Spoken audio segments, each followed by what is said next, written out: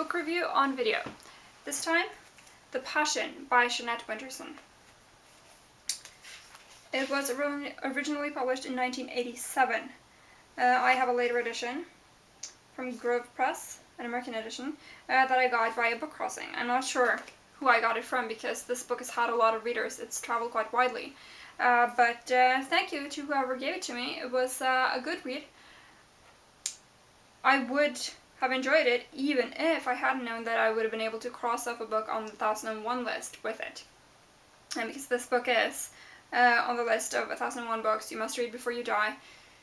Not Winterson's only book on that list. And I have to say, this one, perhaps to my taste, may not entirely deserve its place there, but I can certainly see why it was put on the list because it is very creative. It's just has a great playfulness with language, and Winterson certainly isn't afraid to use her language in different ways, creative ways. She breaks boundaries, and I enjoyed this book. I thought the story was fascinating. I personally like it when it's told a bit more straightforward, but far be it from me to say that this is in any way a wrong way of doing it or a bad way of doing it, because obviously there is no wrong way. The story in this book is that of a soldier, a French soldier, under Napoleon. He leaves home and follows the great general, basically because he's looking for adventure. He wants to see the world. He's just a regular guy, comes from a small village. He's experienced nothing except ordinary drudgery, day-to-day work on the fields, and he wants to see the world, and he wants to see Napoleon. He thinks a war is a great thing, a wondrous experience, and he really wants to serve his country.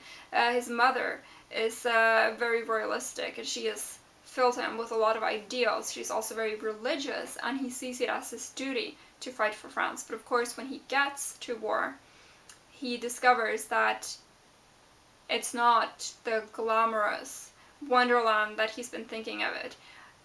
He's been thinking that it's a glorious thing to sacrifice oneself for one's country, but when he gets there, at first he is put to duty as a cook's boy, and that's incredibly boring.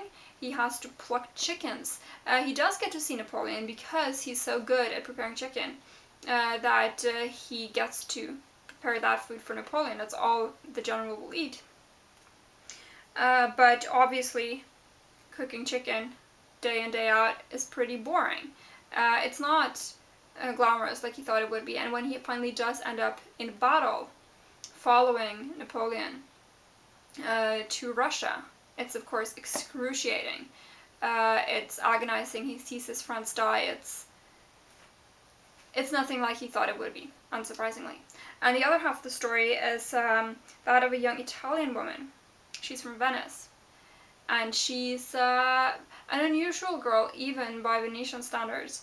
And she has various adventures and experiences, mostly harmless, until one day she becomes entangled in something that is much bigger than her, something that is a tremendous experience, but that also scars her for life. It makes her desperate. It throws her into actions that perhaps she wouldn't have undertaken if her life had been allowed to just take its regular course. But she does what she does, and she has to suffer the consequences. And one of the consequences is that she crosses paths with our humble soldier. And the two of them together, that leads to new adventures. I'm not going to go into detail because that would reveal a lot. This is a pretty short book, only 160 pages. But it's, as I said, it's very creative. It's real fireworks of a book. You hardly know what you're reading sometimes, and what is true and what is not. What are they making up? And what is actually happening? You hardly know. She switches viewpoints in every chapter, back and forth from Henri to this Villanelle, who, despite having a French name, is in fact Italian, or at least Venetian. And it's like a fairy tale sometimes. It's like a historical novel sometimes. It's like a poem. It's it's a cornucopia of creativity. And I think that even though her depiction of the France and the Venice at that time may not be entirely convincing, you don't mind that when you're reading because it's it's such a fantasy. It's hard to tell if she's actually thinking that this is supposed to be the real Venice, the real Napoleonic France, but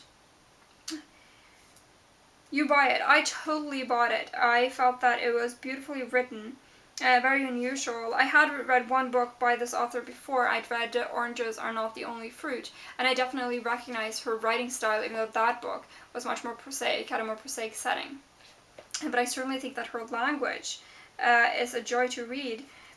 She's so creative, and she certainly doesn't feel that there is any set way of doing it, which I think some authors probably are constricted by the fact that they feel that this is how you write a novel, as opposed to this is how you write a poem. This may be a way to write a fantasy novel or a fairy tale, but not a serious novel. Whereas Winterson, she just doesn't care and mixes it all up, and the result was well worth reading. I'm very glad I read it. I'd recommend it to anyone who is willing to open their minds and who doesn't feel, as Winterson does not, that a book, a novel, has to be a certain way, has to fill certain criteria, because this breaks the boundaries. It's outside the box. It's unusual, it's creative, it's beautiful and touching, it's funny, it's tragic, it's a great read. I'd give it 8 or 9 stars out of 10. Highly recommended, even if you're not obsessing like me over the 1001 books that you must read before you die.